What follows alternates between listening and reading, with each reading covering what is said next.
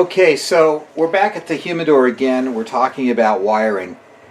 And what did I do since I saw you last? First, I disassembled this fan again one more time so that I could loosen up this duct and actually put some wires in behind it. And currently what I'm doing is I'm making sure that the shelf fits in here. Now, when I made this shelf, I made it with 3 members, and to be honest with you, because I didn't plane this wood, I didn't want a lot of flexion in my shelf, and so and in order to save myself some labor, I'd rather leave the natural thickness of the wood. This is 4x4 wood. Then I would take it, split it, then plane it. And make more efficient use of thinner wood. It actually costs me less money to pretty much machine the wood as is than resaw it and then replane it. So that's besides the point. But I don't think what I need is this additional third member here in the center. So this is not going to be the way this particular shelf ends up. It's just going to have the 2 runners, the one on each side, and I'm going to ditch the third. It just takes up space. Plus, it competes for room for the wires, and that's what I was checking for. So, since you've been gone, what I did was I added a number of pads, one back here in the corner, perhaps you can see. Alright, so one in the corner there, and I added the one down here. And I added 2 here. And let's see, I don't remember if in the last video I had added this pad or not, plus one up here on the ceiling. And I can bring the camera in later to show you. I also went ahead and I temped in the controller. I thought I would add in this little section that just briefly explains it. Now, this is an empty housing, which is identical to what you would find in the top of your cooler. This has actually just been pulled out of one of my other projects because I wanted to extract a controller out of it. And so, as you remember probably, there's a couple of prongs that are very important. These guys right here. And they simply hold the back of the controller. And again, you probably recall taking this out. And then there are these 2 screws which hold the controller up to the roof or the ceiling of the wine cooler. So again, once the controller is all installed and all the wiring is routed out the back, you find the 2 slots up in the top of the cooler, and you simply fit these in. Make sure that it's pushed back into position, just with not too much pressure. Lift it up. Find the small hole for this little guide pin right there. Alright? Get that in there, and sometimes this guide pin will actually hold it temporarily while you go get the screws, but it's best to have the 2 screws ready with a Phillips screwdriver. Get this up in there, then just simply put the screw up and gently attach. Okay, so again, I don't think this is something that really needed to be shown as far as the actual assembly in the video. I think you guys get the idea. You did take it out, so it's not too terribly difficult to put back. So I relayed out the power supply, the 12-volt power supply for the controller, and I also threaded in this the black and yellow wire, which is the formal line voltage power for the controller, and put it down through the open loops here. Again, nothing that you necessarily had to watch me do in every step.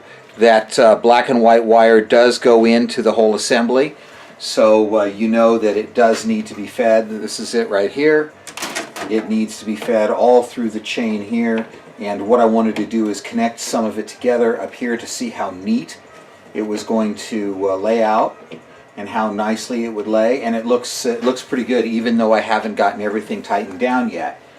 I did have a pad over here in the center which I liked more, but it interfered with the shelf, so I had to pop that one out. and I went ahead and added it here. So what we're going to do is we're going to bring these control wires in kind of tight right there, and then we'll bring the line voltage power supply wires in here, and then the heater wires will also come through this. I just haven't made up that loom yet. We need to do a home run with the brown wire. The brown wire, remember, is the control wire for the cooler fan, and that gets home runned out the back. But I changed my mind on the low voltage 12 volt power wire, and I went ahead and ran the home run to the terminals right here. Then these guys, what I'm going to do is, when I'm satisfied that everything's got about the right length that I like it, I will trim them up and tin them and bring them and tie them in here as well. So the controller will actually feed off of these two terminals, and these two terminals will be home run back to the control center. Okay, so that's the way that's going to work. I've left this dangling so that I can adjust this and so that I could fool with the shelf. That's what I'm going to suggest to you, is that you just go ahead and leave this loose so you can massage. I thought these were better. These wires were better routed up in this area. So I kind of like that idea. And the drain line for the humidifier, well, that's going to run back through this area too, and we would just want to make sure that it doesn't collide with the shelving. So it all looks like it's laying out pretty well. I said the controller's in, at least temped in, and I think the next step is going to be to go ahead and run these power wires out the back, and then I'll have to go over to the bench and I'll have to make up a whip for the humidifier assembly. So that's going to be in here, and I normally add a Molex connector to this.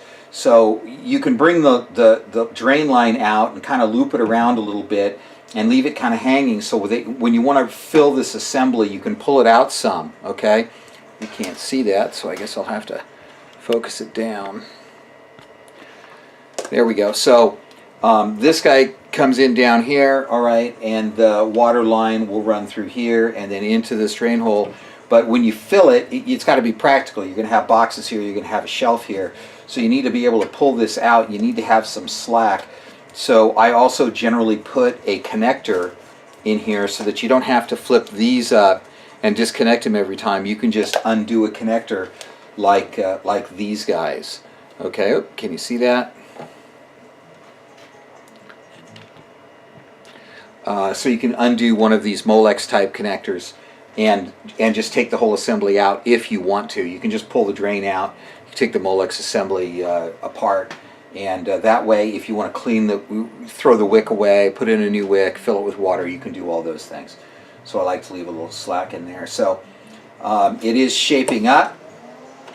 I think I'm going to go ahead and run these guys next. I'm actually expecting a client to call me here shortly, so I'll probably wrap this video up pretty quickly before he calls.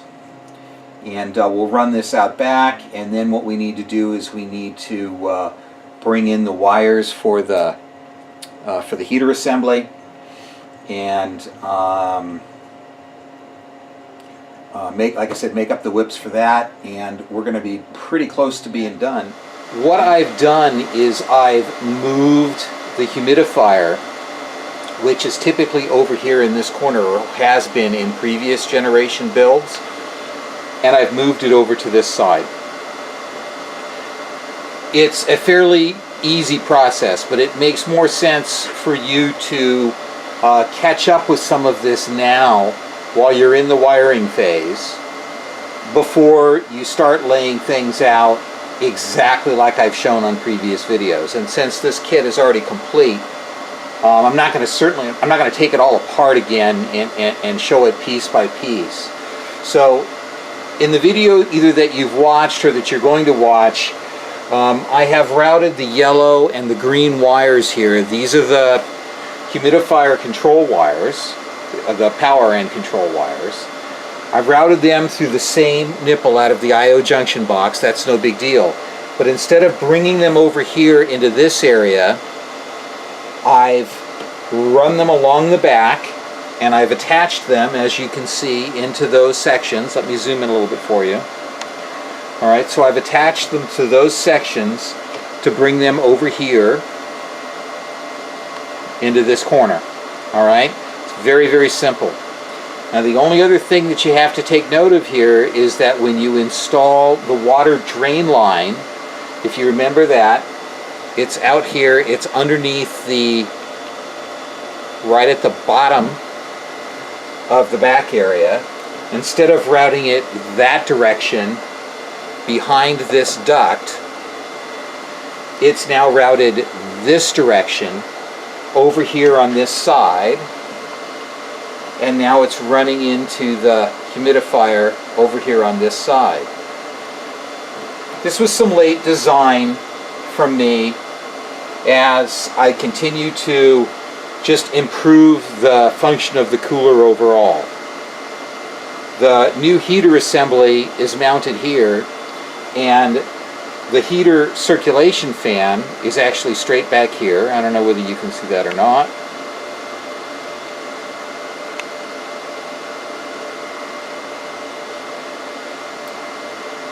So it's straight back into this area right back there, okay? So what this does now, what it didn't do previously, is as we get exhaust from the humidifier, it not only vents up into this area so that it can be distributed through the cooler, it also gets picked up by this fan and by the heater assembly, because remember, the heater fan runs constantly, and then gets brought up to the front of the glass or the behind the glass back into this area and circulates around the cooler. All right, so that's just a bit of an update and a bit of an edit as far as two items. One, routing of the humidifier wires. Two, routing of the condensate drip line from the bottom of the back into the humidifier. Okay? So as you watch, depending upon where I splice and place this video, as you watch that video and start to think about bringing the yellow and the green wire into this area, that's no good. We're stopping that. We're bringing the wires over into this section here, and we're going to place the humidifier in this corner. Thanks for watching.